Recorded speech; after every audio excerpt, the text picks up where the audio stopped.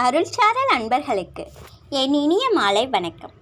இன்றைய பதிவில் சிவபுராணத்தின் 2வது வரியான இமைப்பொழுதும் என் நெஞ்சில் நீங்காதான் தாழ் வாழ்க என்பதன் உட்பொருளை பார்ப்போம். கண்ணிமைக்கும் நொடிப்பொழுதும் கூட என் நெஞ்சகத்தை விட்டு நீங்காத இறைவனது மேன்மையான திருவடிகள் வாழ்க என இவ்வரியில் நம் இறைவனை வாழ்த்தி வணங்குகிறார் மணிவாசகர். நம் இறைவனால் செய்ய முடியாத செயல் என்று எதுவும் இல்லை என்பதை உணர்த்துவதற்காகவே அவர் ஒருமுறை மாணிக்க வாசகரை காக்கும் பொருட்டு காட்டில் உள்ள நரிகளையெல்லாம் பரிகளாக்கினார். இருப்பினும் நம் ஈசனால் செய்யவே முடியாத செயல் என்றும் ஒன்று இருக்கத்தான் செய்கிறது. அது அவரை நெஞ்சகத்தில் நினைந்து உருகும் அடியார்களை விட்டு நொடி பொழுது கூட அகலவோ விலகி நிற்கவோ அவரால் முடியாது. ஒருமுறை ஒரு மனிதன் தன் வாழ்நாள் முடிந்து நம் இறைவனை அடைந்தான். அப்போது இறைவன் அவனிடம், என் அன்பு மகனே, பூவுலகில் நீ கடந்து வந்த பாதையை திரும்பி பார் என கூறினார். உடனே அம்மனிதனும் இறைவன் கூறியவாறே தான் கடந்து வந்த பாதையை திரும்பி நோக்கினான்.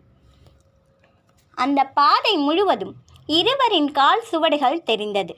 சில இடங்களில் மட்டும் ஒருவர் கால் சுவடுகள் தெரிந்தது. மனிதன் இறைவனிடம், தந்தையே, ஏன் ஒரு சில இடங்களில் மட்டும் இருவரின் கால் சுவடுகள் தெரியாமல் ஒருவரின் கால் சுவடுகள் தெரிகிறது என கேட்டான். உடனே இறைவன், என் அன்பு பிள்ளையே, 2 கால் சுவடுகள் தெரியும் இடங்கள் எல்லாம் உன்னுடைய வாழ்நாளின் மகிழ்ச்சியான நாட்களை குறிக்கிறது. நீ மகிழ்ச்சியாக இருந்த காலங்களிலெல்லாம் நான் உன் கையை பிடித்து கொண்டு உன்னோடு பயணித்தேன் என்றார். உடனே மனிதன், இறைவா, அப்படியென்றால் ஒருவர் கால் சுவடுகள் தெரியும் இடங்கள் எல்லாம் என் வாழ்வின் துன்பம் நிறைந்த நாட்கள். அப்போது நீங்கள் என் அருகில் இல்லை, அப்படித்தானே என்றான். உடனே இறைவன், ஆம் மகனே, நீ கூறுவது முற்றிலும் உண்மை.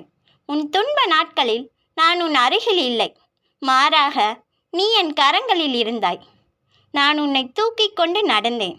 அங்கே ஒருவர் கால் சுவடுகள் தெரிகிறதே, அது என்னுடையது. என் கைகளில் இருந்த உன்னுடைய கால் சுவடுகள் தரையில் பதியவில்லை என்றார். இதுவே நிதர்சனமான உண்மை. நம் துன்ப காலங்களில் நாம் இறைவன் நம் அருகில் இல்லை, ஏன் இறைவனென்றே ஒருவன் இல்லை என்று கூட நினைப்பதுண்டு. ஆனால் உண்மையாக நம் இறைவன் நாம் கண்ணிமைக்கும் நொடி கூட நம் நெஞ்சகத்தை விட்டு நீங்குவதில்லை. நமக்கு வாழ்வில் வரும் துன்பங்கள் மழை போன்றது.